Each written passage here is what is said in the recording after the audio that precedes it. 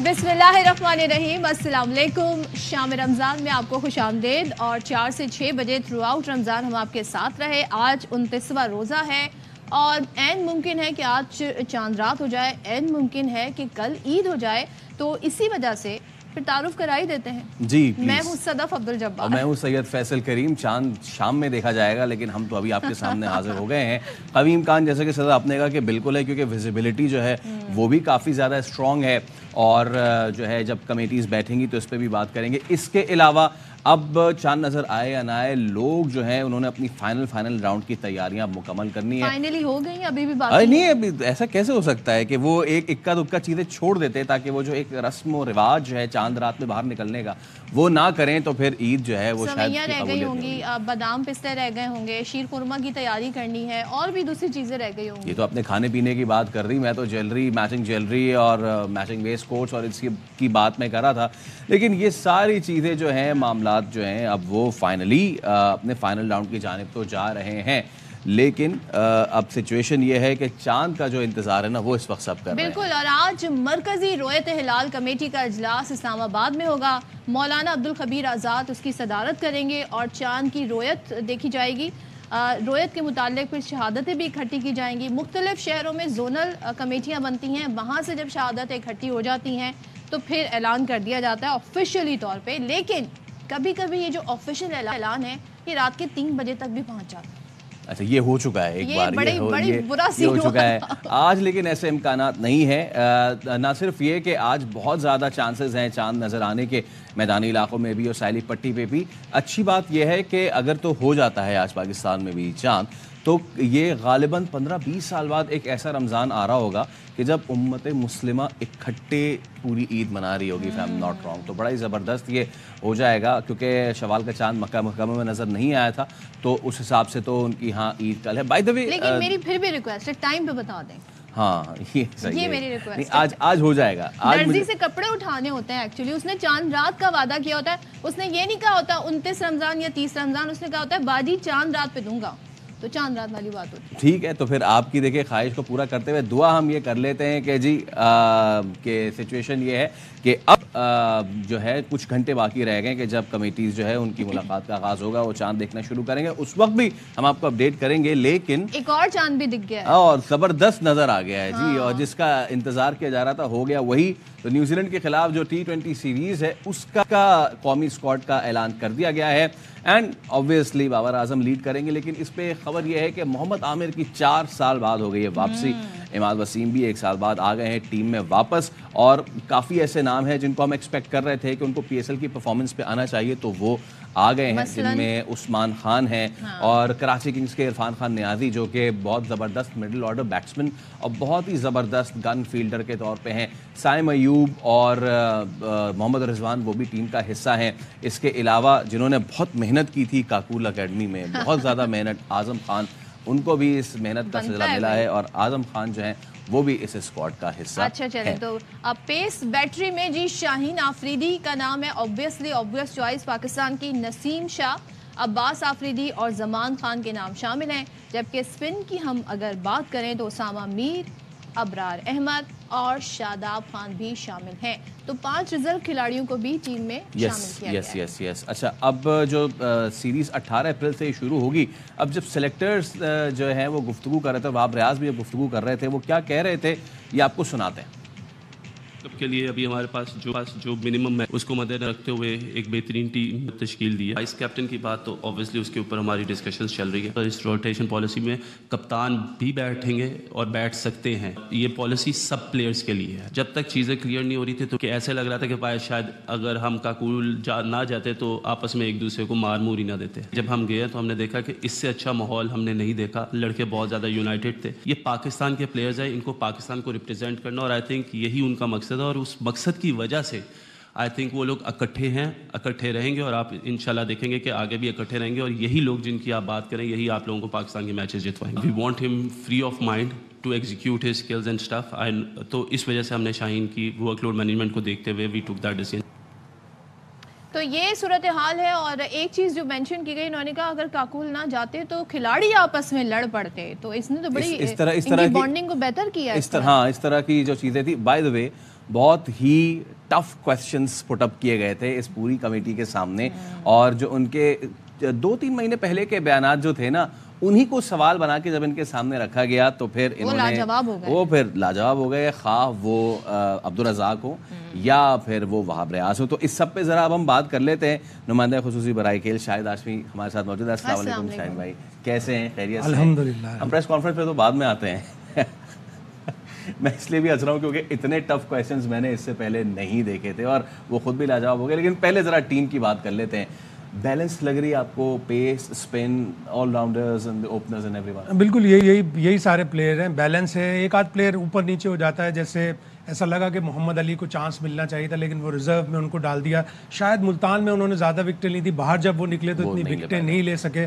ایک یہ فیکٹر ہوگا. اوور آل بیلنس ٹیم ہے اور اچھی طرح اناؤنس ہوئی. جس طرح سلیکٹرز نے ایک ہی طرح کی شرٹیں پہن رکھی تھی وہ اس نے شو کیا ہارمنی, تھوڑا سا اتحاد, اور جو لیڈ اپ ٹو دا یہ سارا سب کچھ معاملہ تھا وہ کافی کیوٹک تھا. اس وجہ سے بھی لوگوں کو تھوڑے ٹف سوال پوچھنے کا موقع بھی ملا, انہوں نے کیے بھی اور انہوں نے جواب بھی دیا. اچھا, اور یہ اماد کی واپسی, محمد عامر کی واپسی, سو اس کو آپ کس طرح دیکھتے ہیں لائک اتنے گیپ کے بعد؟ کروشل ہے. دونوں اچھے پلیئر ہیں, ایکسپیرینسڈ ہیں, اور چونکہ ورلڈ کپ امریکاز اور ویسٹ انڈیز میں ہو رہا ہے, وہاں یہ لیگ کرکٹ کھیل رہے ہیں, کیریبین پریمیئر لیگ.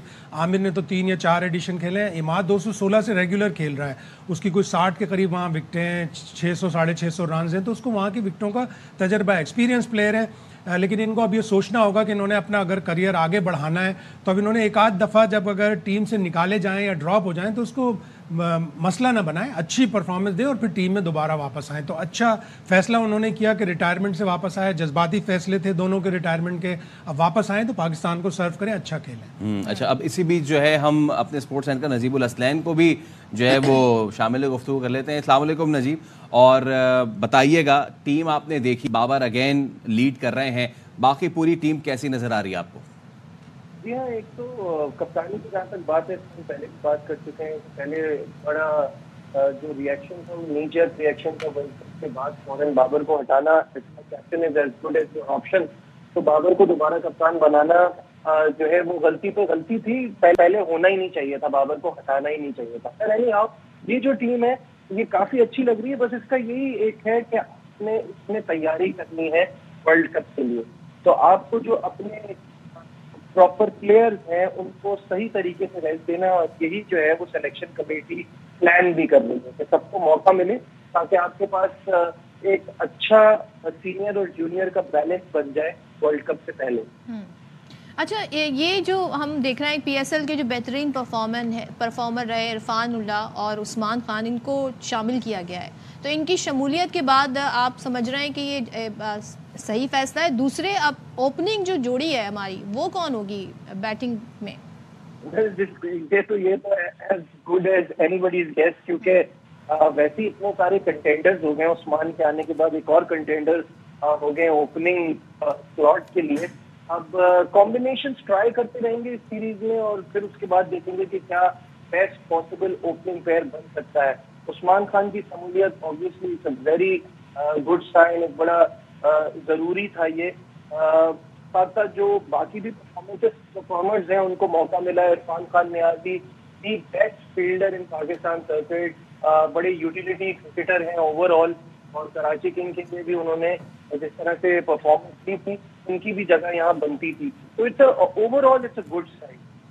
اچھا, اب ذرا اب former test cricketer Kamran Akmal جو ہیں ان کو بھی اب شامل گفتگو کر رہے تھے. کامران بھائی السلام علیکم, اور آپ نے ٹیم اناؤنسمنٹ دیکھ لی, بابر لیڈ کر رہے ہیں, عامر کی واپسی ہوئی ہے, ہمارا بولنگ ڈپارٹمنٹ اور ہمارے بیٹنگ ڈپارٹمنٹ, اسپن ڈپارٹمنٹ, سب کو کیسے انالائز کریں گے؟ دیکھیں, ایک اچھی مضبوط ٹیم اناؤنس کی ہے پاکستان ٹیم نے, سلیکٹروں نے, اور آپ کو پتا نیوزی لینڈ کی ٹیم اتنی بڑی نہیں ہے, میرے خیال سے 20 ٹیم ہے ان کی. تو یہ جیسی ٹیم پاکستان اناؤنس کی ہے تو میرے خیال سے اتنا زبردست پھینٹا دینا چاہیے. وہ 5 کی بجائے 8 میچوں کی سیریز سمجھے, 8-0 ہوا ہے. ہمیں ایسی کرکٹ کھیلنی چاہیے, ڈومینیٹ کرنا چاہیے, کہ ان کو بھی پتہ چلے کہ جب پاکستان جائیں تو پوری ٹیم بھیجیں, لیگ کرکٹ کو زیادہ اہمیت نہ دیں.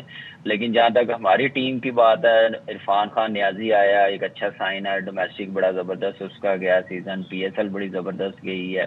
عباس افریدی ہے اور نسیم شاہ فٹ ہوا ہے پی ایس ایل, اور اچھا سائن ہے. اسپن بالنگ, فاسٹ بالنگ دونوں بڑی زبردست کور کی ہے. तो एक अच्छी मजबूत टीम अनाउंस की है। मजबूत टीम। साथ ही रहेगा कामरान, ये सवाल आपसे भी शायद साहब कि वो ये कहते हैं कि अब जिस तरह की सी टीम उनकी खेल रही है हमसे और हमारी जो टीम कॉम्बिनेशन अभी तक सामने आया है तो फेंटा पड़ना ये चाहिए। अंडर एस्टिमेट ना करें। इसी तरह की टीम न्यूजीलैंड की पिछले साल कामी को मैं याद दिला दूं आई थी, उन्होंने 2-2 ड्रॉ की थी T20 सीरीज। एक बारिश की नजर हो गया था, वो 3-2 भी जीत सकते थे। उस मैच में मार्क चैपमैन ने बड़ी जबरदस्त बैटिंग की थी। उनके पास सिर्फ 115 रजिस्टर्ड प्लेयर हैं, उनके यहाँ भेड़ें बकरियां ज्यादा हैं लेकिन इंसान कम है। तो 115 रजिस्टर्ड क्रिकेटर सारे के सारे इतने अच्छे होते हैं, इतना अच्छा उनका बैकअप होता है। तो उनके पास प्रेशर होगा उनके बिल्कुल वो तो रिलैक्स होकर क्रिकेट खेलते हैं। उन्होंने तो अपने जो स्मैश सुपर स्मैश होती है उसके कुछ 35-34 साल के लड़के इसलिए नहीं लिए कि उन्होंने यंगस्टर्स ट्राई करने हैं, उन्होंने इस सीरीज को ट्रायल बेसिस पे लेनी है। और ये मत समझे कि उनकी सी टीम है, उनके सारे प्लेयर हमेशा अच्छे होते हैं। इरफान खान नियाजी पे एक जुमला मैं कहना चाहूंगा कि इस वक्त पाकिस्तान में सबसे बेस्ट फील्डर है। नियाजी भी है, मियांवाली में भी पैदा हुआ है, तो 2 शर्त होती हैं जो बड़े क्रिकेटर बनने की। अच्छा कामरान, काकुल एकेडमी में जो सारी इनकी फिजिकल ट्रेनिंग हुई वो सिर्फ एक ट्रेनिंग की हद तक नहीं थी बल्कि एक बड़ा ज़बरदस्त बॉन्डिंग, एक बहुत अच्छी जेलिंग इन हुई। हमने देखा कितनी सहमगोइयाँ और कितनी अफवाहों का बाजार गर्म हो गया था इस सेशन से पहले, लेकिन ये सेशन कितना इंपॉर्टेंट है, ना सिर्फ ये कि इनकी फिजिकल फिटनेस बल्कि उस जेलिंग की भी जिसकी बहुत ज़्यादा ज़रूरत थी। देखिए बहुत ज़रूरी थी और वहाँ पे हमेशा इन्वायरमेंट बड़ा ज़बरदस्त होता है। जैसे वो ट्रेनर होते हैं, आपको पता है वहाँ पे डिसिप्लिन कायम रखना बड़ा ज़रूरी होता है और जेल करना बड़ा ज़रूरी होता है। वहाँ पे अपने उनके जो कोर्स होते हैं वहाँ पे हमारी टीम भी जाती है। बड़ा ज़बरदस्त इन्वायरमेंट, ट्रेनिंग बड़ी ज़बरदस्त होती है। लड़के देखे बड़े रिलैक्स रहे हैं और एक ऐसा बिल्कुल होना चाहिए कैंप जहाँ सिर्फ स्किल ना हो, सिर्फ ट्रेनिंग हो, गेट टुगेदर हो, एक अंडरस्टैंडिंग भी अच्छी होनी चाहिए।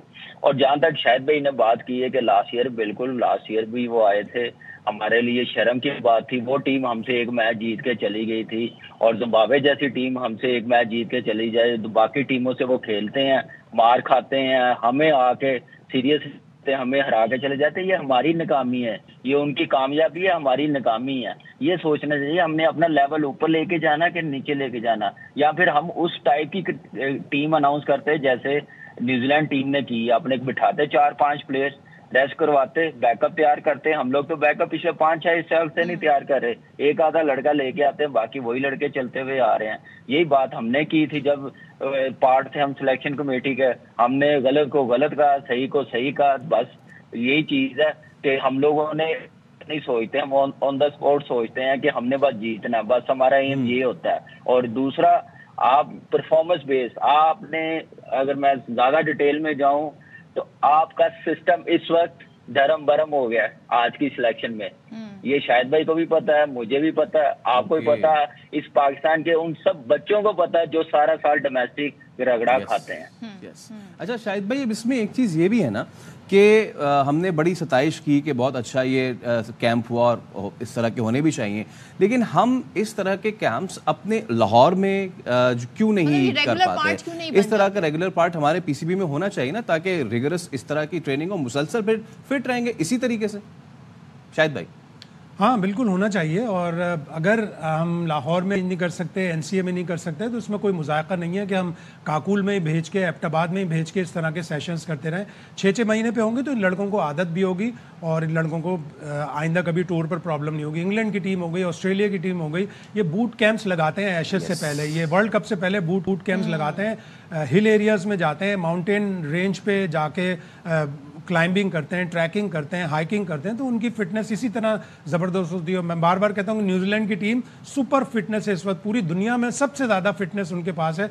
उनका जो ट्रेनर है क्रिस डोनाल्डसन, वो तकरीबन 9-10 साल से उनके साथ मुंसलिक है। एक कंसिस्टेंसी, एक वो रेगुलर बेसिस पे अपने ट्रेनिंग कैंप करवाते रहते हैं। अच्छा कामरान, एक सवाल और कि टीम को देखने हमने देखा कि यहाँ पर जो नाम अनाउंस हुए हैं बैलेंस करने की कोशिश की गई है। बाबर अब कैप्टन है, लेकिन इससे पहले जो हुआ सेलेक्टर्स ये इशारा भी दे रहे हैं अपनी बातों में कि जी कप्तानी सबको मिल सकती है। नाम ज़ाहिर है किस किस के कप्तानी के लिए आगे है हमें पता है, रिजवान का नाम आता है, शाहीन इससे पहले थे, लेकिन आप इसे पॉजिटिव जेस्चर समझ रहे हैं या आप सोच रहे हैं एक्स्ट्रा बर्डन होगा कैप्टन पर? नहीं देखिए, एक्स्ट्रा बर्डन नहीं होगा, मेरे ख्याल से मजीद वो अंडर प्रेशर होगा। अभी देखिए 4 महीने पहले ही چینج کیا تھا بابر کو اور شاہین کو بنایا تھا. مجھے افسوس اس چیز کا کسی بھی پلیئرز کے لیے, چاہے وہ ایکس پلیئرز ہو, ان کی رائے میں بھی یہ چیز میرے خیال سے اچھی نہیں تھی. شاہین کو 5 میچز کے بعد چینج کرنا, وہ 5 میچز پہ برا نہیں بن جاتا کوئی کپتان, کوئی اچھا نہیں بن جاتا.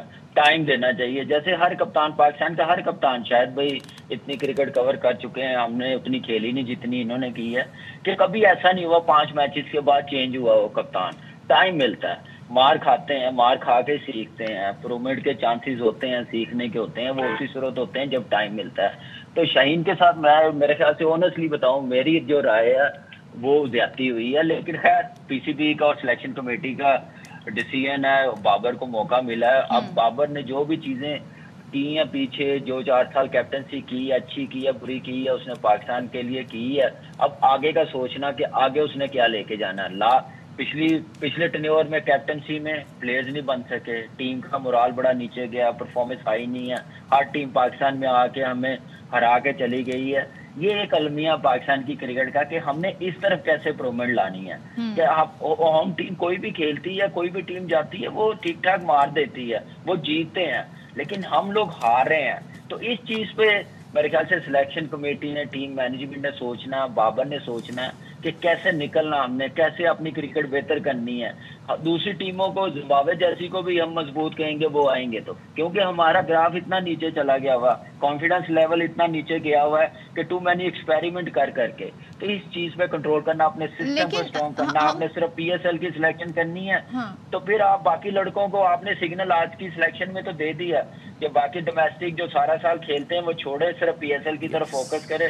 فرنچائز کرکٹ ملے گی تو آپ کو پاکستان ٹیم میں جگہ ملے گی. ہم چاہتے ہیں کہ کیپٹن ہمارا بڑا اسٹرانگ ہو, فیصلے لے سکے, اچھے فیصلے لے سکے, بغیر پریشر کھیل سکے. نجیب آپ سے سوال ہے, لیکن جب کیپٹن کو نہیں پتا کہ اس کی قسمت 5 میچز کے بعد تبدیل ہو جائے گی یا نیوزی لینڈ کی جو سیریز ہے اس کے بعد تبدیل ہو جائے گی, تو وہ پھر کیسے ٹیم کو لے کر چلے گا؟ یہ سلیکٹرز کی جانب سے یہ بات جو کی گئی پازیٹیو سمجھی جائے, یا آپ سمجھتے ہیں کہ نہیں کرنی چاہیے تھی بات؟ دیکھیں, ہم کیپٹن اب صدف امپورٹ تو کرا نہیں سکتے. جو آپشن ہے آپ کے پاس, آپ نے اسی میں سے کیپٹن بنانا ہے نا. یہ پچھلے جو چیئرمین صاحب تھے ان کی وجہ سے ایک اچھی خاصی ٹیم تھی. آپ نے کپتانی کی کنٹروورسی کریٹ ہی کیوں کی؟ آپ کو اپنے آپشن پتہ تھے.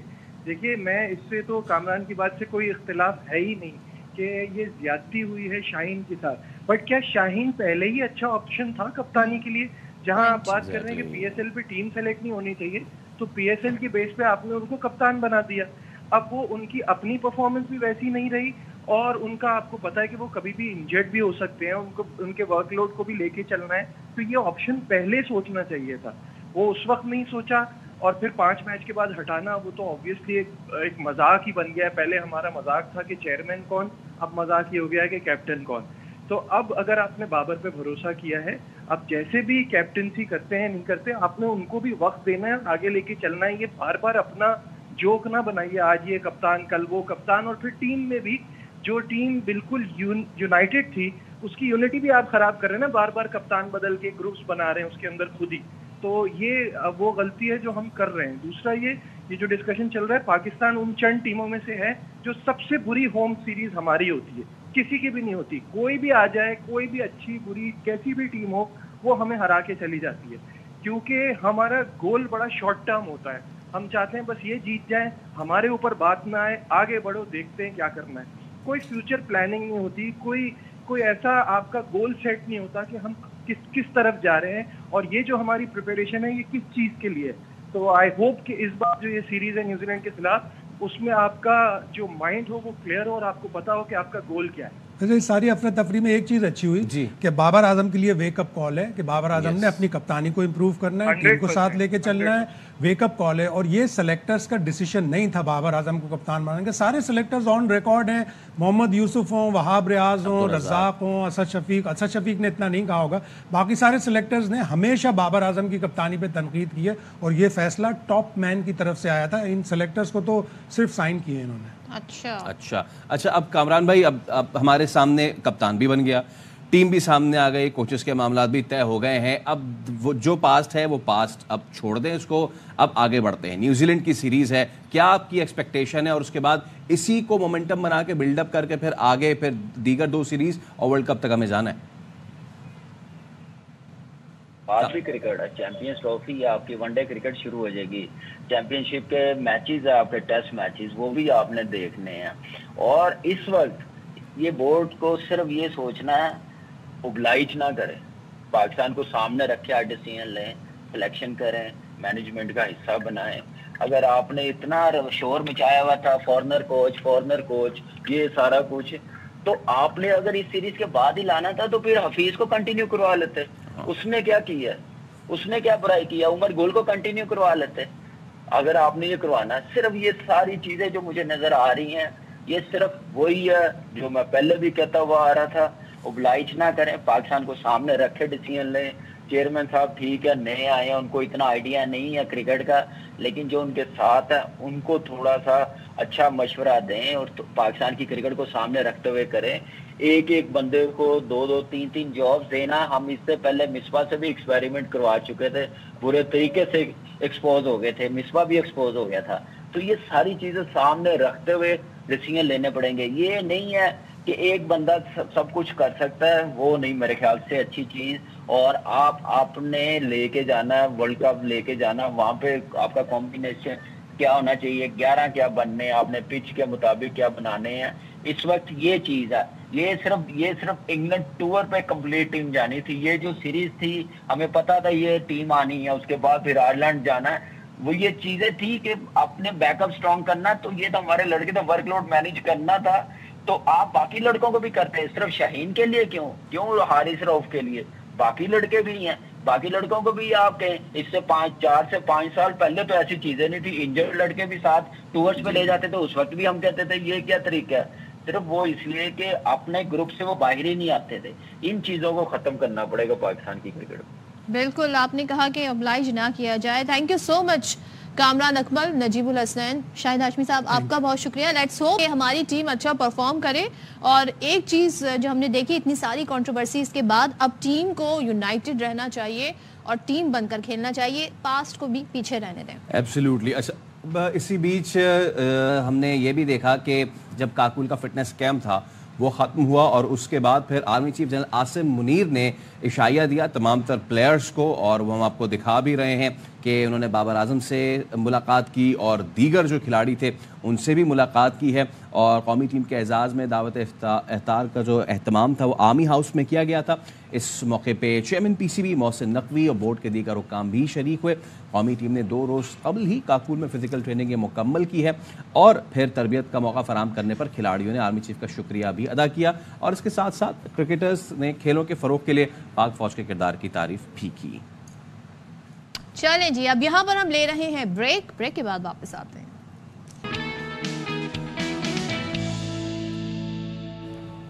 Welcome back once again. और ज़रा सियासत पर बात कर लेते हैं, सियासी मंजरनामे में क्या हो रहा है। आज बड़ा इंपॉर्टेंट दिन था, आज सेनेट के चेयरमैन और डिप्टी चेयरमैन सेनेट का इंतखाब होना था, और यूसुफ रजा गिलानी पाकिस्तान पीपल्स पार्टी के बिला मुकाबला चेयरमैन सेनेट बन गए हैं, जबकि मुस्लिम लीग नून के सैयदाल खान नासिर भी बिला मुकाबला डिप्टी चेयरमैन सेनेट मुंतखब हो गए। तो ये बड़ा कम ऐसा होता है कि मद्दे मुकाबिल ना हो और बिला मुकाबला ये अहम पोस्टें जीत जाए। तो यूसुफ रजा गिलानी, सैयदाल खान नासिर के सिवा किसी ने कागजात नामजदगी नहीं जमा कराए थे, और इंतखाब से पहले सेनेट इजलास में 9 मुंतखब अरकान ने हलफ भी उठाया। लेकिन ऐसा कैसे हो सकता है कि हमारी कोई भी पॉलिटिकल हैपनिंग हो और उसमें शोर शराबा ना हो। जब इजलास शुरू हुआ तो सुन्नी इत्तेहाद काउंसिल के सेनेटर्स ने ऐवान में एहतजाज किया, नारे लगाए, और ये एहतजाज और नारे का सिलसिला काफ़ी देर तक जारी रहा। अब अपोजिशन ने जो सेनेटर्स थे उन्होंने बानी पीटीआई की तस्वीर भी उठा रखी थी। प्रिजाइडिंग अफसर सेनेटर इसाक डार अपोजिशन को आइन पढ़ने की तनकीन भी करते रहे, लेकिन अपोजिशन का एहतजाज जारी रहा और चेयरमैन डाइस के सामने वो पहुंचे भी, उन्होंने एहतजाज भी किया। क्या कुछ होता रहा आपको ज़रा दिखा देते हैं पहले।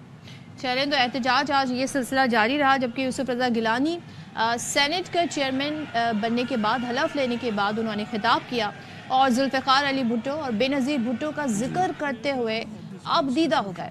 उन्होंने कहा कि पूरे हाउस का चेयरमैन बनेंगे, ऐवान और अरकान के तक़द्दुस पर कोई समझौता नहीं होगा। In the month of April, the Awam, Shahid Zulfikar Ali Bhutto was murdered. Pakistan Supreme Court acknowledged the judicial murder and admitted this historical injustice. لیکن ہاں ایک سارے معاملے میں ہم نے دیکھا کہ جو پشاور کا جو ایک ایشو تھا وہ بھی سر فہرست رہا، اور کیونکہ وہاں تو ہاؤس پورا تھا ہی نہیں، وہاں کے سینیٹرز نے تو حلف لیا ہی نہیں، تو اب اس سب پہ ذرا ہم بات کر لیں گے۔ P T I chairman barrister Gohar ہمارے ساتھ موجود ہیں۔ بیرسٹر گوہر صاحب، thank you so much for joining us. یہ بتائیے گا، آج سنی اتحاد کونسل نے بھی انتخاب کو غیر قانونی، غیر آئینی قرار دیا۔ سینیٹر علی ظفر نے بھی کہا کہ کے پی میں سینٹ الیکشن نہیں ہوا، اس لیے سینٹ نامکمل ہے۔ آپ کیا کہیں گے کہ کیا انتظار کیا جا سکتا تھا؟ دیکھیں، یہ حکومت اور الیکشن کمیشن تو ہمیشہ سے غیر آئینی اور غیر قانونی کام کرتی رہتی ہے، لیکن آج جو کام کیا وہ ایون وفاق کے خلاف کام کیا ہے۔ وفاق کی اکائیاں ہوتی ہے اور اس میں جب الیکشن سارا کمپلیٹ ہو جاتا ہے پھر جا کے کہا جاتا ہے کہ الیکشن ناؤ سینٹ جو ہے وہ کنسٹیٹیوٹ ہوا ہے۔ آئین میں بڑا کلیئرلی لکھا ہے کہ الیکشن چیئرمین اور ڈپٹی چیئرمین کا الیکشن تب ہوگا جب الیکشن جو سینٹ ہے وہ پراپرلی کنسٹیٹیوٹ ہوا ہو۔ اب وہ الیکشن ہونے تھے اور الیکشن کمیشن کو کیوں کر یہ ضرورت پڑی کہ انہوں نے کے پی کے میں الیکشن پوسٹ پون کیا تھا۔ جس وقت ہم یہ الیکشن کمیشن کو کہہ رہے تھے اور جس وقت ہم نیشنل اسمبلی میں اور پروونشل اسمبلی میں یہ کہہ رہے تھے کہ ہمارے ریزرو سیٹ جو ہماری 67 وومن کی اور 11 نان مسلم کی سیٹ ابھی آنی تھی، اور ہم کہتے تھے کہ ایوان ابھی کمپلیٹ نہیں ہے، آپ الیکشن نہ کرائیں، تو اس وقت الیکشن کمیشن نے بھی کچھ نہیں کہا اور اس وقت سارے الیکشن ہو گئے تھے۔ تو پھر کے پی کے میں الیکشن کیوں پوسٹ پون ہوا؟ وہ تو سیٹیں ویسے بھی ہماری ہے اور اس کے لیے ریزن تو نہیں ہے کہ آپ الیکشن رکوا لیں۔ لیکن جب کے پی کے کی نمائندگی اس وقت سینٹ میں نہیں ہے، سینٹ کا الیکشن کرانا یہ بالکل غیر آئینی کام ہوا ہے، الیکشن آرٹیکل 60 کی وائلیشن ہوئی۔ اچھا، لیکن وزیر قانون اعظم نذیر تارڑ تو یہ کہتے ہیں کہ اگر نہ بھی ہو اس طرح کی کوئی سچویشن تو بھی انتخاب ہو سکتا ہے، آئین میں ایسی گنجائش ہے۔ آپ بتائیے، آپ اسٹوڈنٹ ہیں کانسٹیٹیوشن کے، کیا آئین میں ایسی گنجائش ہے؟ بالکل ایسی گنجائش قطعاً آئین میں نہیں ہے۔ اگر ایسی گنجائش ہے تو اس کو چاہیے تھا کہ وزیر قانون کی حیثیت سے وہ آئین کے اس شق کا حوالہ دیتا، اس آرٹیکل کا حوالہ دیتا جس میں لکھا ہوا ہے کہ ان حالات میں آپ الیکشن کرا سکتے ہیں۔ کبھی کوئی ایسا شک نہیں ہے جس میں یہ کہتا ہو کہ سینٹ جو ہے وہ کنسٹیٹیوٹ نہ ہوا ہو اور آپ چیئرمین اور ڈپٹی چیئرمین کے الیکشن کریں۔ آرٹیکل 60 بڑا کلیئر ہے کہ کنسٹیٹیوٹ ہو جائے ایک مرتبہ سینٹ پھر آپ الیکشن کرائیں، کیونکہ دیکھو اس میں فرق ہے۔ نیشنل اسمبلی میں یہ لکھا ہے کہ جب اوتھ اٹھائے تو پہلے اس سے کہ کوئی اور کام ہو آپ اسپیکر ڈپٹی اسپیکر کا الیکشن کروائیں، لیکن سینٹ میں ایسے الفاظ نہیں لکھے ہوئے۔ سینٹ کے لیے یہ الفاظ لکھے ہوئے ہیں کہ جب سینٹ ڈولی کنسٹیٹیوٹ ہو جائے تو اس کے بعد آپ نے الیکشن کروانے، چونکہ سینٹ ابھی ڈولی کنسٹیٹیوٹ نہیں ہوا، ایک صوبے کی نمائندگی نہیں ہوتی۔ دوسری بات ہے کہ اس الیکشن میں اور نیشنل اسمبلی کے الیکشن میں بڑا فرق ہوتا ہے۔ جو سینٹ کے الیکشن ہے وہ آدھا سینٹ ختم ہو جاتا ہے تو آپ زوم کر لیں کہ دوبارہ آپ نے سینٹ کے الیکشن کروانے۔ آپ کو یاد ہوگا کہ سپریم کورٹ میں جب 25 سیٹیں ابھی کم تھی، 25 سیٹیں جب کم تھی نیشنل پروونشل اسمبلی میں، تو حمزہ کی چیف منسٹر کے الیکشن کو سپریم کورٹ نے خود روکا تھا۔ اب جو کہ یہ سیٹ الیکشن کم ہے تو آپ کیسے چیئرمین کے الیکشن کروا سکتے ہو؟ اور اسلام آباد ہائی کورٹ میں بھی ہم یہ دیکھ رہے ہیں جو تنازع ہے کہ جو آپ کا اقلیتی نشست والا وہ ابھی تک پینڈنگ میں ہے، تو قانون اس ساری صورتحال میں پھر کیا کہتا ہے؟ کیونکہ جس طرح حکومت کے وزیر توجیہات دے رہے ہیں، ہم نے عام الیکشن میں دیکھا ڈیلے پر ڈیلے ہوتا گیا۔ آئی تھنک بیرسٹر گوہر صاحب سے لائن ہماری ڈسکنیکٹ ہو گئی ہے، لیکن یہ معاملہ دیکھیں اب آگے کیا جا کے کس طرح قانونی طور پر حل ہوتا ہے، کیونکہ ایک کیس اسلام آباد ہائی کورٹ میں بھی لگا ہے اور دیکھتے ہیں پی ٹی آئی اس حوالے سے آگے مزید کیا ایکشن لیتی ہے۔ ایبسلیوٹلی، آج کا دن بڑا ہی جو ہے وہ ہنگامہ خیز رہا اور سچویشن ایسی رہی کہ جب کیونکہ بلا مقابلہ تو منتخب ہونا ہی تھا چیئرمین ڈپٹی چیئرمین سینٹ کو، کیونکہ کوئی بھی ان کے سامنے کھڑا نہیں ہوا، لیکن کافی زیادہ ہیپننگ رہی۔ پہلے تو احتجاج بھی ہوتا رہا، نعرے بازی بھی ہوتی رہی، اور یوسف رضا گیلانی جو کہ now he is the chairman senate, جب انہوں نے خطاب کیا تو شاید کوئی اتنا ایکسپیکٹ نہیں کر رہا تھا کہ اتنے سینئر جو پولیٹیشین ہیں آپ دیدہ ہو جائیں گے۔ جب انہوں نے ذکر کیا سابق صدر وزیر اعظم ذوالفقار علی بھٹو کا اور سابق پرائم منسٹر شہید محترمہ بے نظیر بھٹو کا، تو آپ دیدہ ہو گئے وہ ذکر کرتے ہیں۔ یہ تو ظاہر انہوں نے انہیں ٹریبیوٹ دیا۔ ایک سوال جو یہاں پر ہے کہ جو بھی اس طرح کے بڑے بڑے پوسٹ پر الیکشن ہو رہے ہیں، ڈیسیجنز ہو رہے ہیں، وہ وداؤٹ کنٹروورسی نہیں ہو رہا ہے، تو یہ تنازع آگے جا کے کیا بنے گا؟ تو بیرسٹر گوہر صاحب نے ایک بار پھر ہمیں جوائن کیا ہے۔ بیرسٹر گوہر صاحب، کیا سمجھتے ہیں عدالت میں جو معاملہ پینڈنگ پڑا ہے اس کا اس سارے سینیریو پہ کوئی اثر پڑ سکتا ہے؟ اگر تو ایسا فیصلہ آتا ہے جس میں آپ کو ریلیف ملتا ہے، آج جو چیئرمین اور ڈیپٹی چیئرمین کا انتخاب ہوا اس کی بات کر رہی ہوں میں۔ बैरिस्टर गौहर साहब, आपको आवाज़ आ रही? जी मुझे आवाज़ आ रही है। हेलो जी प्लीज गो ऑन। आवाज़ आ रही जी। देखिए इस्लामाबाद हाई कोर्ट में हमने पिटीशन फाइल की और पिटीशन जो फाइल की थी उसमें हमने एक इस्तदा भी की हुई थी और स्टे भी मांगा था कि तब तक इलेक्शन रोका जाए और ये हाई कोर्ट के पास इख्तियार है कि आप इलेक्शन ना करें उस वक्त तक जब तक ये सेनेट कंप्लीट न हुआ हो, क्योंकि सुप्रीम कोर्ट का मैंने आपको मिसाल दिया कि सुप्रीम कोर्ट ने जब प्रोविंशियल गवर्नमेंट के चीफ मिनिस्टर के इलेक्शन रोके थे तो इसलिए सेनेट के चेयरमैन का इलेक्शन भी नहीं होना चाहिए था। बट ये बड़ा अनफॉर्चुनेट है कि इस्लामाबाद हाई कोर्ट से हमें कभी रिलीफ मिला नहीं है, तो नोटिस हो गया और डेट भी नहीं मिली और उसमें स्टे भी नहीं दिया, तो ऑब्वियसली फिर क्या कर सकते, कहाँ जाए। हम तो अदलिया का एहतराम करते और उस पर एतमाद करते और बार बार आते और चाहते हैं कि कानूनी तरीके से, आईनी तरीके से हम आगे की तरफ बढ़े और हमें अगर कानून और आईन में रिलीफ मिलना है तो वो हमें मिले, लेकिन सम टाइम हमें डिस्क्रिमिनेट किया जाता है और वो रिलीफ नहीं मिलता। अगर अदलिया के कल स्टे इशू कर देती हाई कोर्ट तो बेहतर होता और इलेक्शन हो जाता, तो कोई फर्क नहीं पड़ता। आप इतनी जल्दी क्या थी सेनेट के इलेक्शन कराने में? ये एक मरतबा वो जिसने जीतना था हारना था वो तो वैसे ही होना था, लेकिन एक मरतबा सेनेट कंप्लीट हो जाता तो फिर आप इलेक्शन करते। तो एक जगह आइन कह रहा है जी 60 दिन और 90 दिन से मामला एक्सीड नहीं होना चाहिए, वहाँ पे उससे भी ज़्यादा मामला डिले हो जाता है। और यहाँ पर क्या आइन इतना पाबंद कर रहा है इलेक्शन के दिन के हवाले से कि फला दिन के अंदर अंदर इलेक्शन हो जाने चाहिए? गौहर साहब देखिए ये अपनी मर्जी का करते हैं। जब पहले हम कहा करते थे कि आप इलेक्शन 90 डेज में कराए, तो ये आर्टिकल 254 का हवाला लेते थे कि आईन में ये भी लिखा है कि अगर वो उस दौरान ना हो जाए तो उससे असर नहीं पड़ता, तो उन्होंने तो नहीं करवाए थे। अब इसके लिए तो हम सारा यही इनको रिक्वेस्ट कर रहे थे कि अगर आपने KPK में इलेक्शन कराना है तो मंडे वाले दिन KP में इलेक्शन कराओ और KP के इलेक्शन कराने के बाद आप यहाँ सेनेट का वो करो, सेशन कॉल करो, तो वो वोट भी उठा लेंगे और इलेक्शन भी हो जाएगा। ठीक है, thank you so much. Barrister Gohar बात कर रहे थे, चेयरमैन PTI, और अब देखिए है कि ये अब कानूनी तौर पे मामला कैसे आगे बढ़ता है। बहरहाल आज चेयरमैन और डिप्टी चेयरमैन सेनेट का इंतखाब हो गया जो दोनों बिला मुकाबला। हाँ, कानूनी तौर पे होगा या फिर आपस में मुज़ाकरात करके होगा, अब ये तो इनकी साबीर पे। खैर अब एक और डेवलपमेंट हुई और हुआ ये कि वज़ीर-ए-आज़म शहबाज शरीफ और वज़ीर आला पंजाब मरीम नवाज़ सऊदी अरब से वो वापस आ रहे थे, आम परवाज से वो सफ़र कर रहे थे, लेकिन ये आम सफ़र जो था वो मुसाफिरों के लिए काफ़ी ख़ास और कड़ा इम्तिहान बन गया।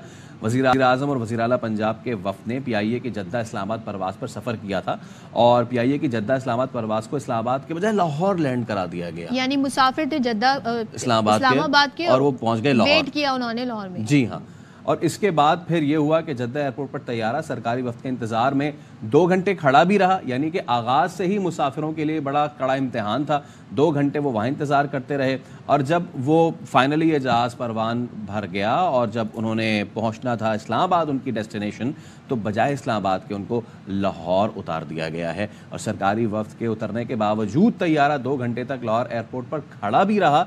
लाहौर एयरपोर्ट पर तैयारे में बैठे जो थे मुसाफिर जिन्हें इस्लामाबाद जाना था, वो फिर आप देख सकते हैं कि मुसाफिर प्लस रोजेदार, तो काफ़ी कड़ा इम्तिहान हो गया। हाँ, जब वो उड़े तो भी 2 घंटे उन्हें सफ़र जो है करना पड़ा, इंग्लिश वाला सफ़र करना पड़ा। फिर वो उर्दू वाला सफ़र करते हुए जब उन्होंने उतरना था लाहौर तो उन्हें उतार दिया गया इस्लामाबाद। तो ये सफ़र करते करते उन्होंने फिर इंग्लिश वाला सफ़र किया। फ्री में ऐसे 2 घंटे के सफ़र इस्लामाबाद, 2 घंटे के सफ़र लाहौर में हो सकते हैं? कभी अलाउ करेगी आपको एयरलाइन? कभी भी नहीं। आप अगर 15 मिनट भी अपनी परवाज़ से आगे पीछे हो जाए, जो चेक इन टाइम होता है, तो आपको अंदर भी नहीं जाने देंगे वो फ्लाइट के। तो ये मुसाफिरों के लिए कानून अलग क्यों?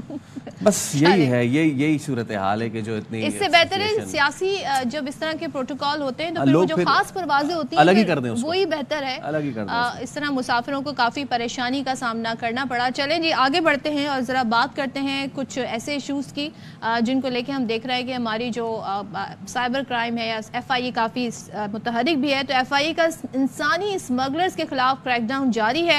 जाली तालीमी असनाद पर बैरून मुल्क रवाना होने वाले गैंग के मामले में अहम पेशरफ्त सामने आ गई है। 9 मुल्जिमान को इसमें गिरफ्तार किया गया है। तो मजीद हमें बता रहे हैं मोहम्मद सलाउद्दीन से जान लेते हैं।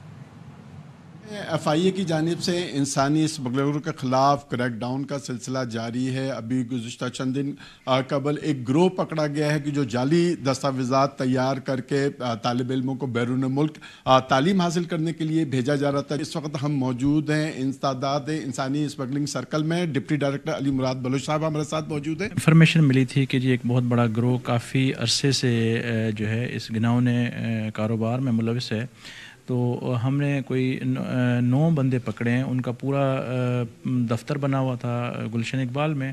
ریڈ کیا. ٹیم نے جو ہے نا اپنے قبضے میں کافی سارا مٹیریل جو ہے جس میں کچھ ڈگریاں شامل ہیں, کچھ مارک شیٹس ہیں, ایجوکیشنل پرپس کے لیے باہر ایڈمیشن لیتے ہیں بچے, ان کے ڈاکیومنٹس بنا رہے تھے. وہ ان کے ویزا لینے میں ان کی مدد کر رہے تھے. اس میں ایک سرکاری ملازم ہے وہ پکڑا گیا ہے جو کہ کافی عرصے سے اس میں تھا. ایف آئی اے کا یہی کہنا ہے کہ مزید ملزمان کی گرفتاری کے لیے مزید چھاپے مارے جا رہے ہیں. جی, وہ تمام تر نوجوان جو سنہری خواب دیکھ رہے ہیں اور لیکن سنہری خواب کے لیے یہ 2 نمبر طریقہ اپنا رہے ہیں, ان سے دستبردست گزارش ہے کہ پلیز تھوڑا ویٹ کر لیں, تھوڑی محنت کر لیں. اب تو جو پکڑے گئے زندگی بھر کا بٹا ہے ان کا, اب تو کچھ نہیں کر سکتے. بالکل ایسے ہی ہے. فائدہ کیا ہوا اس سے؟ بریک لیتے ہیں ہم, بریک کے بعد واپس. آپ دیکھ رہے ہیں شام رمضان. اگلے سیگمنٹ پہ بڑھنے سے پہلے میرا اپنی کو اینکر سے ایک سوال. صدف, آپ 12 سال کی عمر میں کیا کر رہی تھیں؟ مجھے یاد بھی نہیں ہے. زیادہ سے زیادہ میں جون جولائی کی چھٹیوں میں بہت ساری کتابیں پڑھتی تھی, بکس پڑھتی تھیں. ہاں, لکھی تھی کوئی؟ لکھنے کی تو معاملات تک نہیں بات پہنچی تھی. تو اب ہم آپ کو آج ایک ایسی گیسٹ سے ملوا رہے ہیں. انہوں نے 12 سال کی عمر میں کتاب لکھ ڈالی ہے. 15 برس کی ہوئی تو ایک ہی برس میں 7 کتابیں لکھنے کا انہوں نے اعزاز بھی حاصل کر لیا. 20 سے زائد ریڈیو چینلز میں انٹرویوز دے چکی ہیں اور غیر ملکی میڈیا میں ان کے انٹرویوز بھی ہو چکے ہیں. ایوارڈز کی بات کریں تو recently pride of Pakistan award انہیں ملا ہے, پھر نیشنل یوتھ ایوارڈ سمیت کئی ایوارڈز انہوں نے اپنے نام کر لیے ہیں. اور ساتھ ساتھ اب کیونکہ دور جدید ہے تو اب یہ پوڈ کاسٹر بھی ہیں, یہ اپنا بزنس بھی کر رہی ہیں. کچھ چھوڑا ہے انہوں نے یا نہیں چھوڑا ہے مجھے نہیں پتا. مطلب بزنس بھی کر رہی ہیں, پوڈ کاسٹ ہوسٹ بھی کر رہی ہیں. تو ہمارے ساتھ موجود ہیں اس وقت مصنف Arif. Maryam, thank you so much for joining us. اور عموماً بچے جو ہے اور آج کل کے جو یا ریسنٹ پاسٹ کی ہم دیکھ لیں, بچے پڑھائی سے تھوڑا دور بھاگتے ہیں, اپنا اسکول کا ہی پڑھائی کر لیں تو وہ بھی بہت ہوتا ہے. ایسے میں آپ نے کتاب لکھ ڈالی 12 سال کی عمر میں, تو یہ شوق کیسے ہوا اور کیسے آپ لکھائی کی طرف آئیں؟ تو السلام علیکم. So basically I started by writing poetry. تو I am really good at writing poetry. اور اس کے بعد آہستہ آہستہ جب میری رائٹنگ سکلز ڈیولپ ہوئی تو اس کے بعد پھر میں نے بکس لکھی تھی.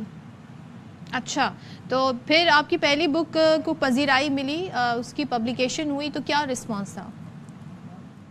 اوکے, جو میری فرسٹ بک تھی وہ انٹرنیشنل پبلشر سے پبلش ہوئی تھی and that was actually self help book اور it went it became a best seller on Amazon اور especially in the United States. اور اس کے بعد میری کافی زیادہ بیسٹ سیلرس تھی انڈیا اور برازیل میں.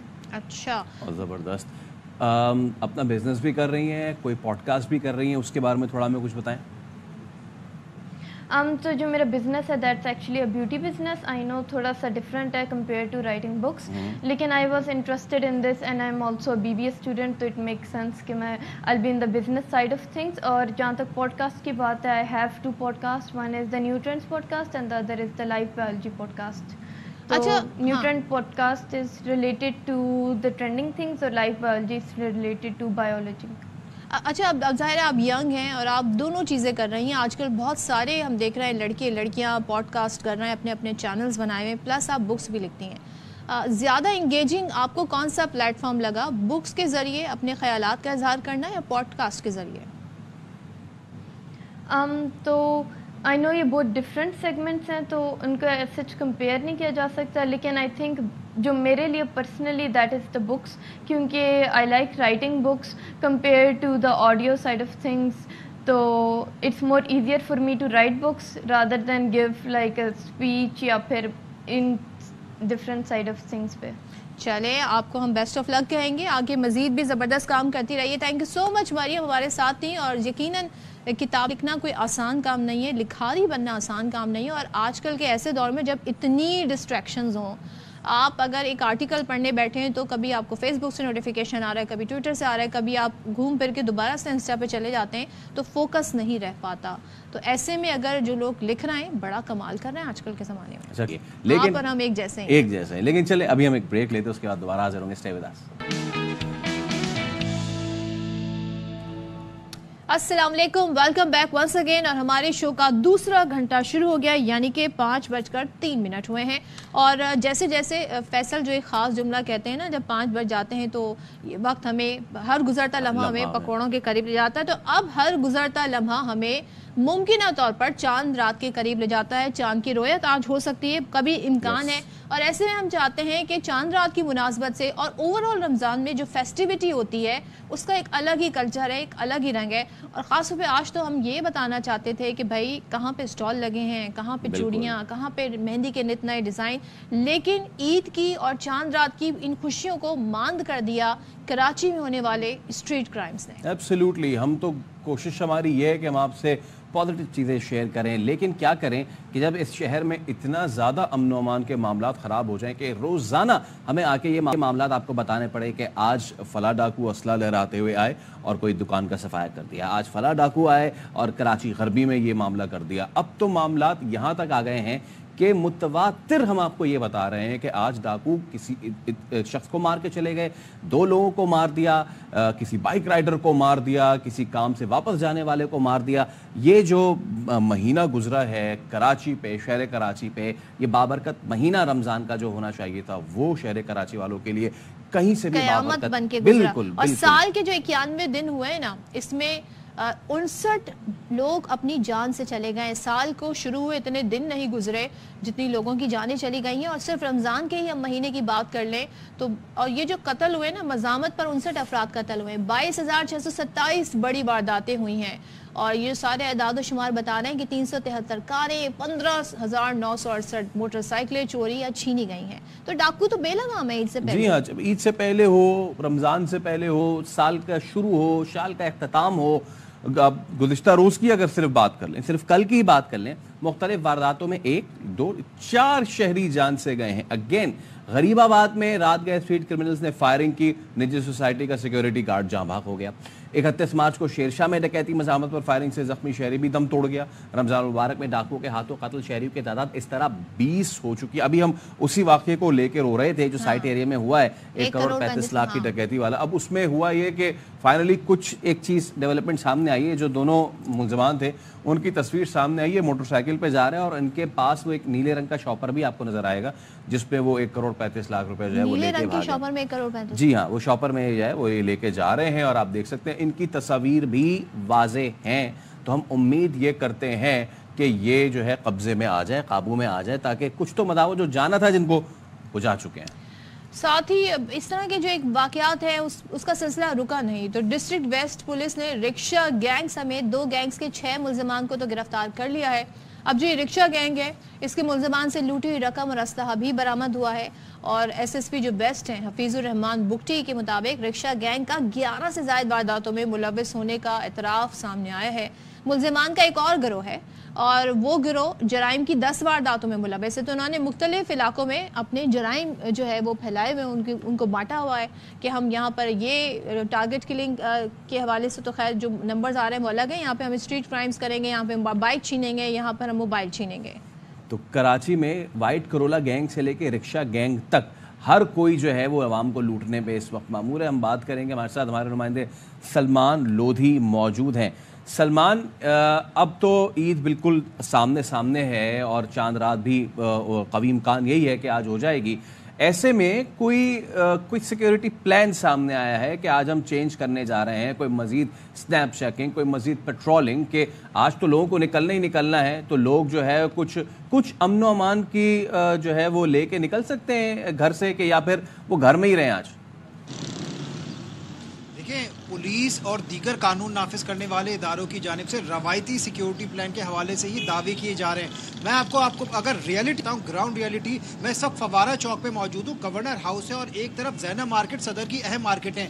मेरा कैमरामैन आपको चारों अतराफ पैन करके दिखाएगा। आज मुमकिन तौर पर चांद रात हो सकती है, लेकिन मार्केटों में अगर आप ये तमाम मरकजी शाहराहों पर देखें, एक पुलिस का एहलकार आपको यहाँ पर खड़ा हुआ दिखाई नहीं देगा। इसी तरह अगर हम मरकजी शारे फैसल जाने वाली शारा है, गवर्नर हाउस का एतराफ नजर आती है। यहाँ पे ना पुलिस है ना दीगर कानून नाफिज करने वाले इदारों का एक भी एहलकार खड़ा हुआ दिखाई नहीं दे रहा। दावे तो ये किए जा रहे हैं कि आज मुमकिन तौर पर चांद रात हो सकती है, तो रात से ही नफरी लगा दी जाएगी। तो ये तो वजीर आला का ऑर्डर भी था, ये तो वजीर आला का ऑर्डर भी था कि सिक्योरिटी बीफ अप की जाए, खास करके 2 दिनों में।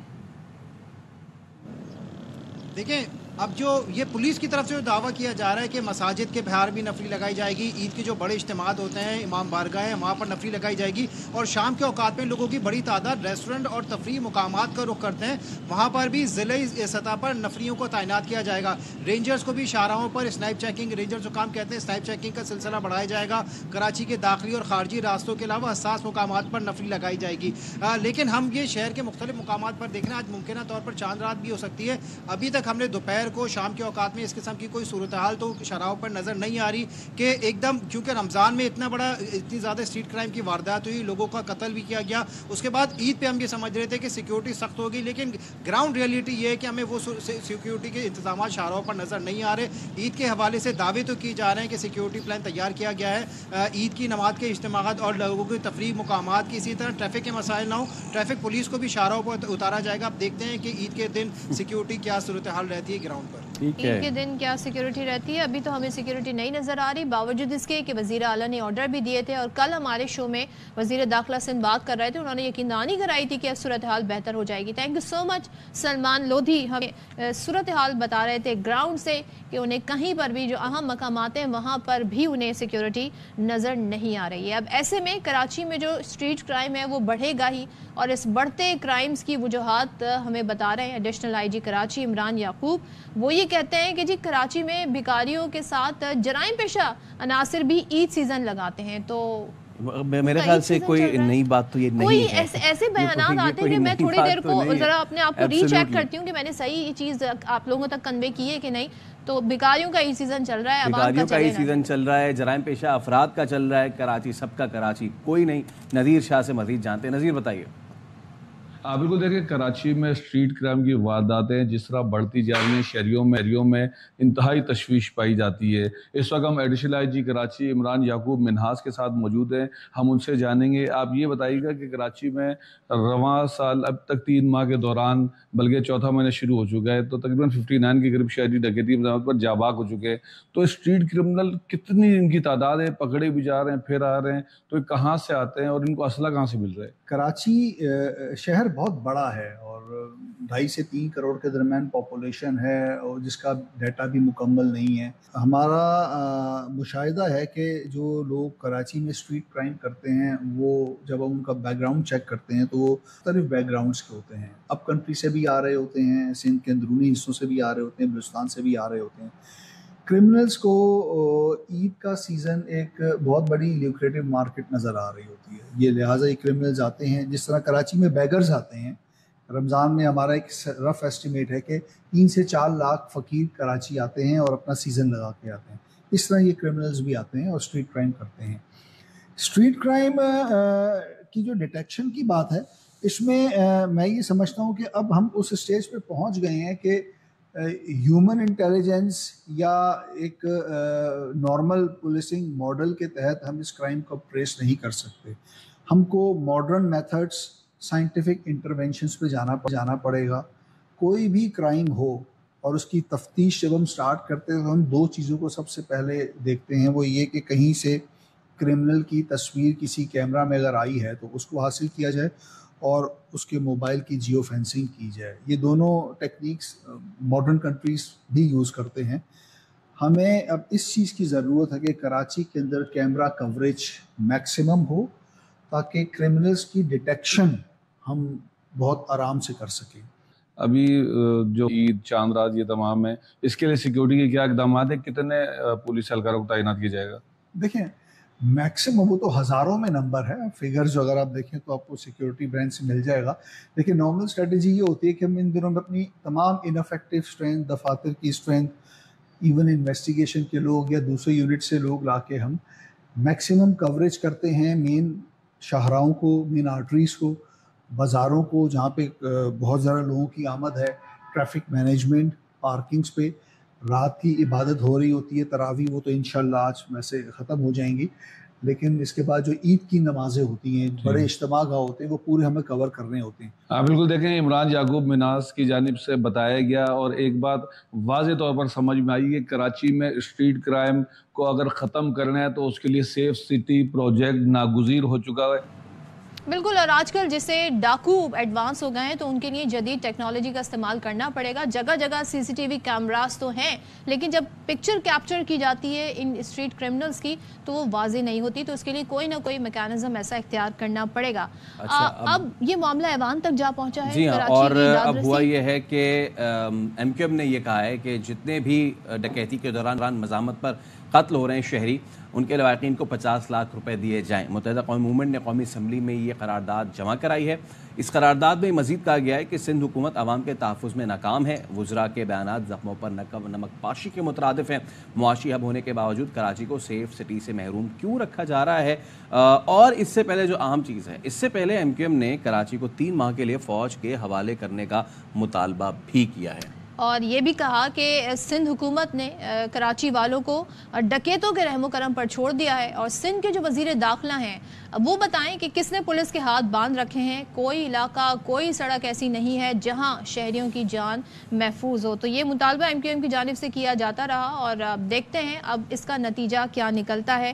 اور چاند رات، جو کہ ممکن ہے آج چاند رات ہو سکتی ہے، عید کے دن کتنی سیکیورٹی دی جاتی ہے، فی الحال ہمیں کہیں پر وہ سیکیورٹی دکھائی نہیں دے رہی ہے۔ تھوڑی دیر پہلے ہماری بات ہوئی تھی ہمارے نمائندے سلمان لودھی سے۔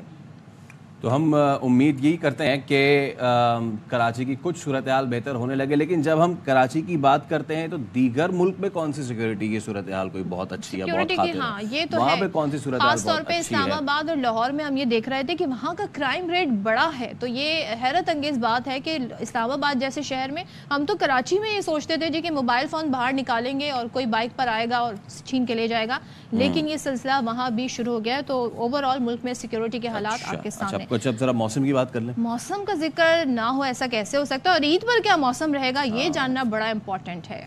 تو خبر یہ آ رہی ہے کہ جو سندھ ہے اور سندھ کے جو بیشتر علاقے ہیں وہاں پر عید والے دن بارش ہو سکتی ہے۔ اسی طرح پنجاب کے لیے بھی پریڈکشن ہوئی ہے۔ عید الفطر کے دوران بادل جم کر برسنے کی یہاں پیش گوئی ہے۔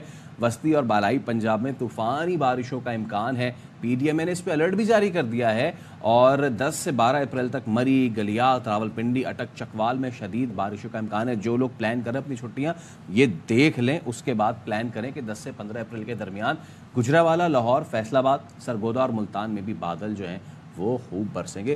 ژالہ باری کا بھی امکان ہے۔ سوچیں کہ ژالہ باری کا ابھی بھی امکان ہے۔ ہم تو یہاں پہ گرمی کو ویلکم کر چکے ہیں، اپریل کا مہینہ شروع ہو گیا ہے، لوگوں نے اپنے گھروں میں اے سی آن کر دیے ہیں، لیکن تھرو آؤٹ ہم دیکھ رہے ہیں پنجاب کے جو علاقے ہیں اور ہمارے جو بالائی علاقے ہیں وہاں پر رمضان میں بھی بارشوں کا سلسلہ جاری رہا، برف باری کا سلسلہ بھی جاری رہا، ژالہ باری جسے ہم کہتے ہیں وہ سلسلہ جاری رہا۔ تو موسم اچھا تھا، رمضان اچھے گزرے۔ کراچی میں بھی آدھے رمضان جو ہے وہ پلیزنٹ ہمارا ایک ویدر کا سیزن رہا، تو اچھے خاصے رمضان گزرے۔ وہ گرمی نہیں رہی جس گرمی کو ہم وہ گرمی جو آپ ایکسپیکٹ کر رہی تھی وہ اب آنے والی ہے، کیونکہ عید سے قبل ہی جو ہے سورج آگ برسا رہا ہے۔ کراچی میں گزشتہ روز پارہ 40 ڈگری تک گیا، اور کراچی کا مسئلہ یہ ہے سمندری ہوا جب کم ہو جاتی ہے تو گرمی کی شدت میں اضافہ ہو جاتا ہے۔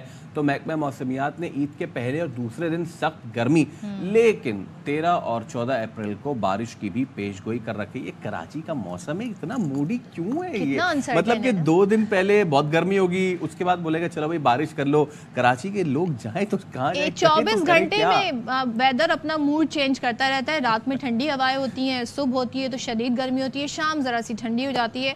تو ایسے میں پھر لوگ آپ کو زیادہ تر نزلہ زکام میں مبتلا نظر آتے ہیں، کیونکہ ویدر ایک دم سے جب چینج ہوتا ہے تو ان کی صحت پر اثر انداز ہوتا ہے۔ چلیں ہم بھی دعا کر لیتے ہیں کہ کراچی میں عید والے دن ہلکی سی، زیادہ نہیں کیونکہ سڑکیں ہماری ایسی نہیں کہ ہم افورڈ کر سکیں، ہلکی سی بوندا باندی رم جھم سی ہو جائے تو یہ ہمارے لیے اچھا سا ہو جائے گا۔ چلیں جی، اب ذرا بات ہو رہی ہے ویدر کی، تو پھر ایسے بھی علاقے ہیں جہاں پر برف پوش پہاڑ ہوتے ہیں، وہاں ونٹر اسپورٹس کلچر ایک اسپورٹس فیسٹیول ہوتا ہے، وہ ایک کلچر کی شکل اختیار کٹ گیا ہے اور لوگ بڑی دور دور سے اس میں پارٹیسپیٹ کرنے آتے ہیں. ایبسلیوٹلی. اب پاکستان میں نا ایسے پہاڑوں کی کمی نہیں ہے، مگر جو ہمارا جو ایک کلچر ہے نا وہ نہ ہونے کی وجہ سے اسپورٹس فیسٹیول منعقد نہیں کیے جاتے، اکا دکا ہوتے ہیں.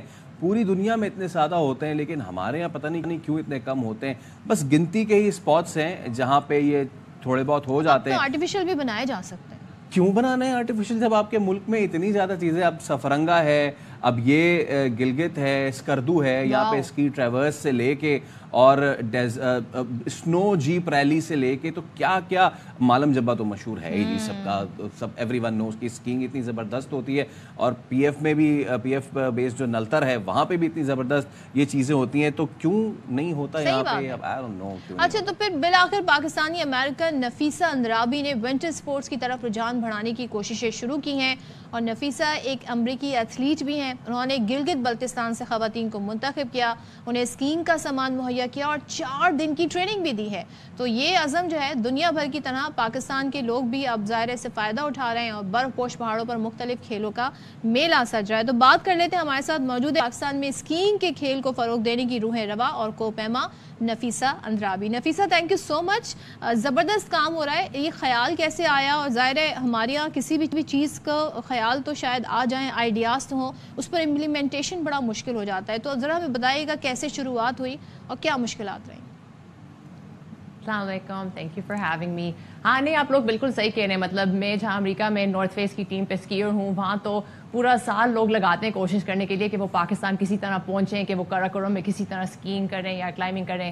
لیکن ہمارے ملک میں جو ہمارے لوگ ہیں وہ ان پہاڑیوں کو نہیں اس طرح چڑھ رہے، یا اگر چڑھ رہے ہیں تو وہ پھر اگر دوسرے لوگوں کو ایکسپیڈیشنز کے طور پہ چڑھ رہے ہیں، وہ اپنے آپ کے اپنے طور پہ ایتھلیٹس کے ان کو یہ کنسیڈریشن نہیں ملتی. تو میرے دماغ میں یہ تھا کہ مطلب ہمارے پہاڑیاں ایک تو اتنی زبردست ہیں، اور لوگ بھی جو پہاڑیوں میں رہتے ہیں وہ بھی اتنے زبردست ایتھلیٹس ہیں، لیکن ان کے طور پہ کوئی ان کو اس طرح دیکھ نہیں رہا. تو میں نے کہا کہ میں جو کرتی ہوں وہاں امریکہ میں وہ ہوتا ہے بیک کنٹری اسکیئنگ، اسکی ماؤنٹینئرنگ، کہ خود ہی جو ریزورٹ کی ضرورت نہیں ہوتی، آپ خود ہی سے چڑھیں پھر نیچے آئیں. وہاں کافی مختلف چیزوں کا اندازہ ہونا چاہیے، لائک ایولینچ سیفٹی، مختلف چیز. تو میں نے کہا کہ یہاں آ کے تھوڑی سی اس کی ٹریننگ کریں تاکہ مجھے بھی پارٹنرز ملیں. میرے بھی دل میں یہ تھا کہ میں گھر آ کے اسکیئنگ کروں، لیکن یہاں مطلب اسکیئنگ کا اتنا مشکل سین ہوتا ہے. جب بھی میں اپنی اسکیز لاتی ہوں ایئرپورٹ میں تو کسٹمز کہتے ہیں کہ یہ کیا ہے، اور کافی ایکسپلینیشن. اور تو دوسرا یہ تھا کہ مطلب مشکل تو کافی تھا، کوئی 4-5 مہینوں کا کام لگا یہ سب سیٹ اپ کرنے کے لیے، چونکہ میرے ذہن میں یہ بھی تھا کہ جو 7 پارٹیسپینٹس آ رہے ہیں ان کو جو ہے نا ملے اپنی اپنی گیئر جو سب کچھ وہ رکھ سکیں، اور وہ ہر دن جب بھی وہ چاہیں پریکٹس کر سکیں، جہاں باہر جا سکیں، اپنی پہاڑیوں میں ایکسپلور کر سکیں. تو کافی گیئر بھی لائی ہوں سب لوگوں کے لیے. تو اس کے لیے بھی حکومت کے ساتھ کافی کام کرنا پڑا، وہ بھی مشکل تھا، ویزاز وغیرہ. میرے نارتھ فیس کے ایتھلیٹ ٹیم پہ ٹیم میٹس بھی آئے تھے ساتھ، کرسٹینا لوسٹنبرگر اور 2 لوکلس کی گائیڈز، نوید اور موئز.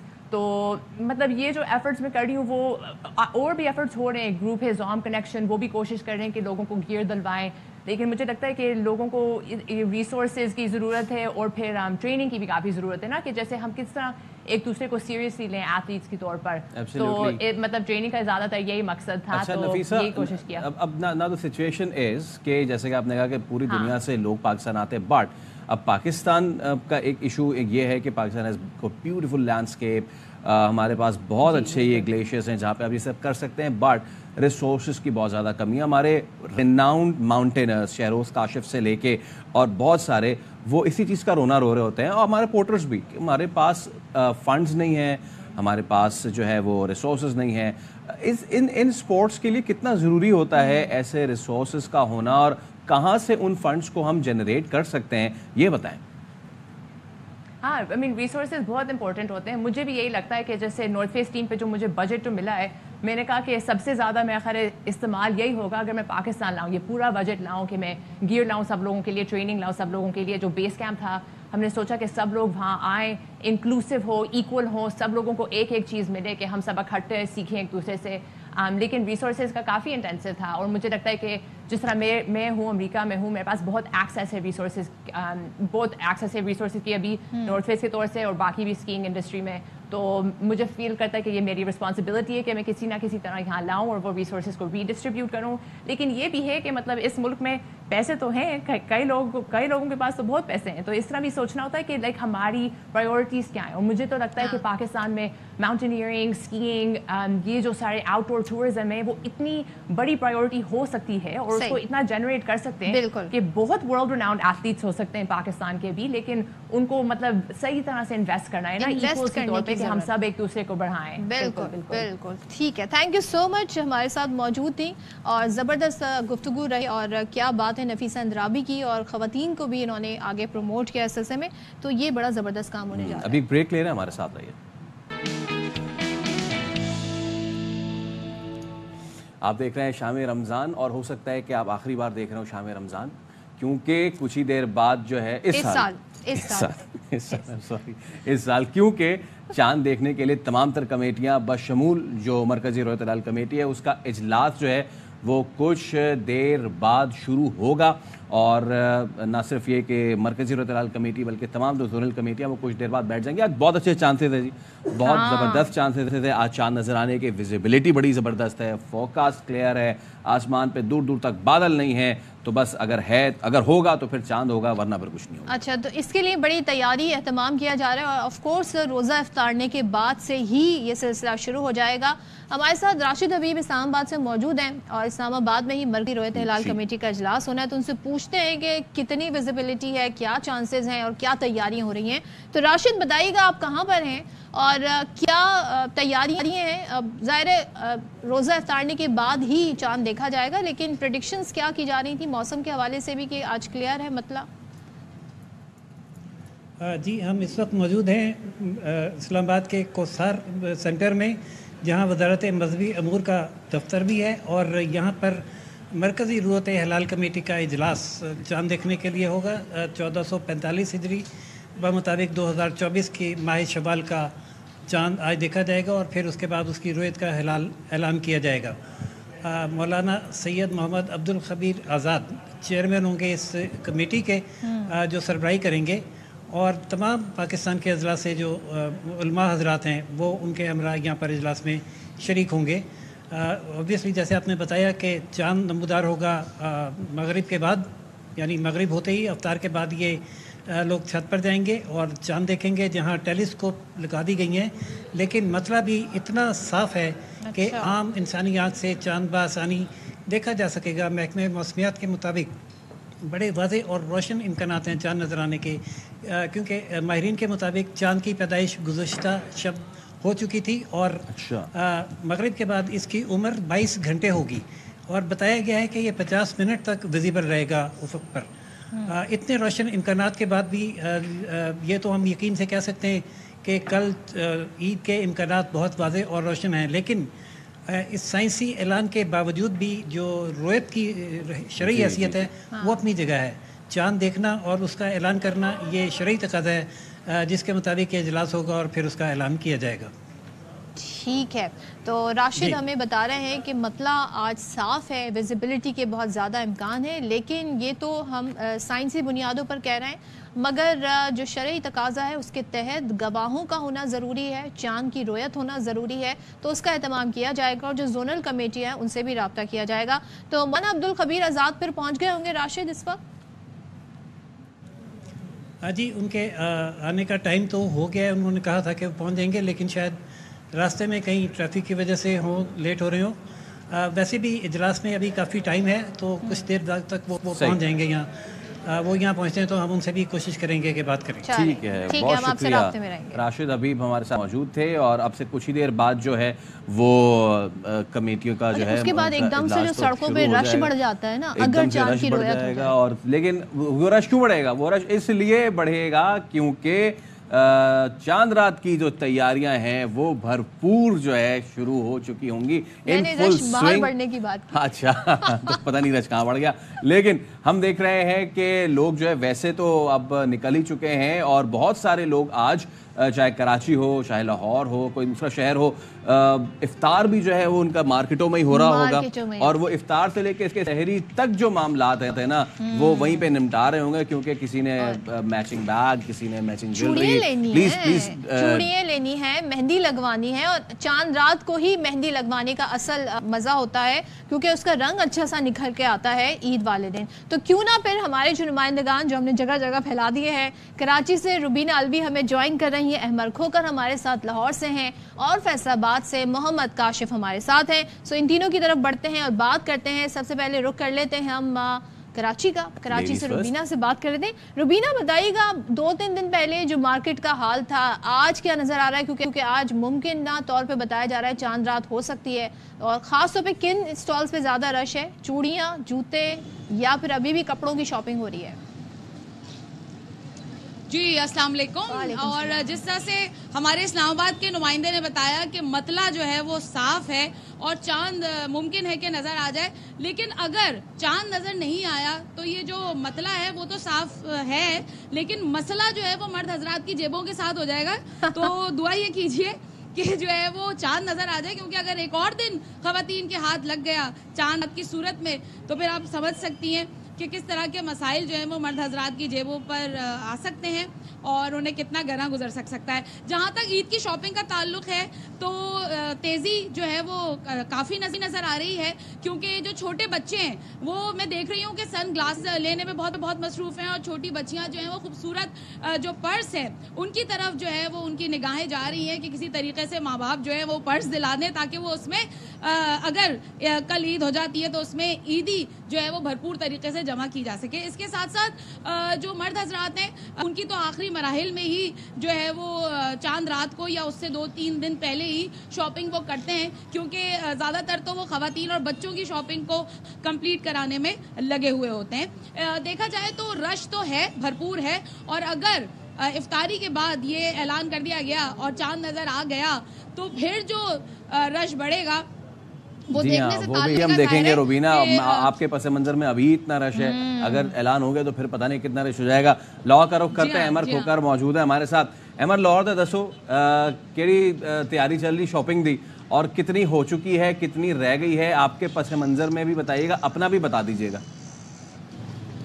अच्छा, यहाँ पर ना लाहौर में कराची वाला हिसाब नहीं है। अच्छा। यहाँ पर लोग शॉपिंग जो है वो पहले ही करने की जो है वो मुकम्मल तौर पर कोशिश कर लेते हैं, और आज क्योंकि एक्सपेक्टेडली ये है कि शायद चांद रात हो तो लाहौर ये वेट नहीं कर रहे ऐलान होने वो निकल आए हैं। अब इस वक्त देखें कि अभी यहाँ पर बाकायदा सूरज मेरे चेहरे पे भी पड़ा, काफ़ी ज़्यादा धूप भी है, गर्मी भी है और रोज़े की हालत में भी है लोग, लेकिन वेट नहीं करे। शॉपिंग जो है वो धड़ाधड़ चल रही है, खवातीन, बच्चे, बड़े, मर्द सारी शॉपिंग में निकले हुए, फैमिलीज आ रही है, शॉपिंग कर रही है। खवातीन का जो रुझान है वो कपड़ों के ऊपर है, फिर मैचिंग ज्वेलरी, फिर मैचिंग आपके जो फुटवेयर हैं, फिर अब मेहंदी का सिलसिला भी जो है वो शुरू हो चुका है। कल रात से मैं देख रहा हूँ कि कल रात को भी स्टॉल्स लगे हुए थे ये लाहौर की लिबर्टी मार्केट में मेहंदी के, और अभी भी लगे हुए हैं। ये मेरे दाएं और बाएं जानिब जो है वो लगे हुए स्टॉल्स, मेहंदियाँ लग रही हैं, और पीछे मेरे अकब में जो है वो खाने पीने स्टॉल्स है, अफ्तारी का भी तमाम है।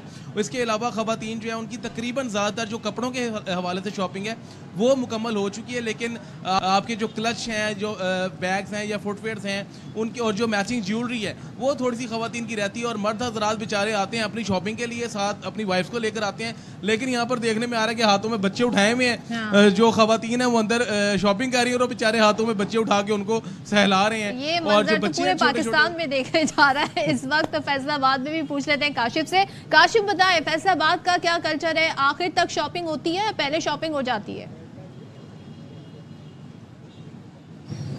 जी, फैसलाबाद की अगर बात कर ली जाए तो मुल्क भर की तरह फैसलाबाद के जो शहरी हैं वो भी मार्केटों में निकल आए हैं, क्योंकि जब से ये खबरें चल रही हैं कल से ही कि जो महकमा मौसमियात बताया कि चांद के जो हैं मुमकिन जो इम्कानात हैं जो शवाल का चांद नज़र आने के, तो फैसलाबाद के जो शहरी जैसे ही खबर सुनी है तो उसके बाद आज जो है बड़ी तादाद में ख़वातीन जो है वो मार्केटों में पहुंच गए हैं, और जिनकी अभी कुछ ख़रीदारी कर ली है, लेकिन अभी आखिरी एक चक्कर लगना होता है जिसमें मेहंदी है, मैचिंग के जूते हैं, मैचिंग पर्स है और ज्वेलरी वगैरह जो है ख़रीदनी होती है। तो उसके लिए आज ख़वातीन जहाँ पर पहुँची है। जो हमारी ख़वातीन से जहाँ बात हुई ना, उनका ये कहना है कि ये जो ईद होती है, ये ईद मुकाबला हुस्न होती है। अपने तमाम जो कज़ने हैं और जो अपने रिलेटिव हैं उनको खूबसूरत बनकर और मुनफरद बनकर दिखाना होता है। तकरीबन फैसलाबाद के शहरी ने जो ठीक है, तो मुनफरद और खूबसूरत बनने की जो जंग है, ये क्या फैसलाबाद, क्या लाहौर, क्या कराची, हर जगह जा रही है। आपका बहुत शुक्रिया काशिफ, रुबीना और अहमर,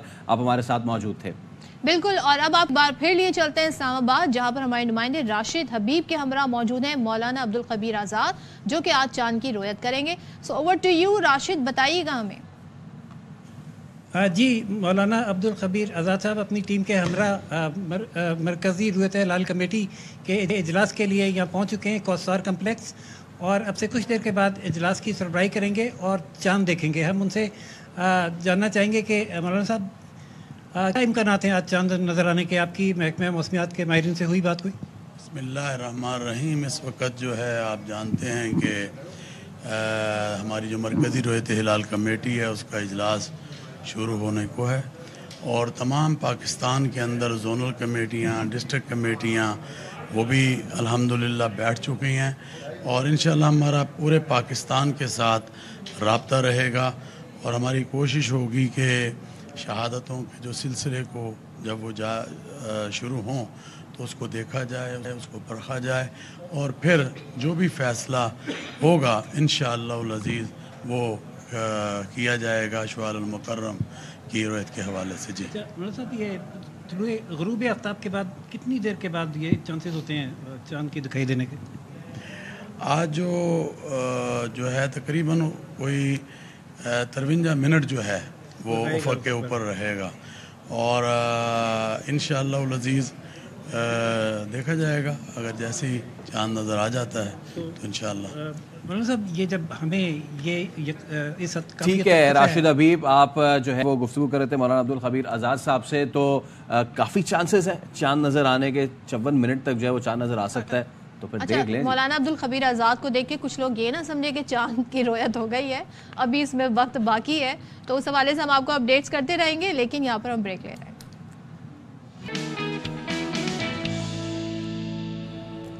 वेलकम बैक। जहाँ ईद के लिए सभी खरीदारी कर रहे हैं, ऐसे में चमन में ईद पर रिवायती बलोची टोपी की फरोख्त में जो है इजाफा हो जाता है।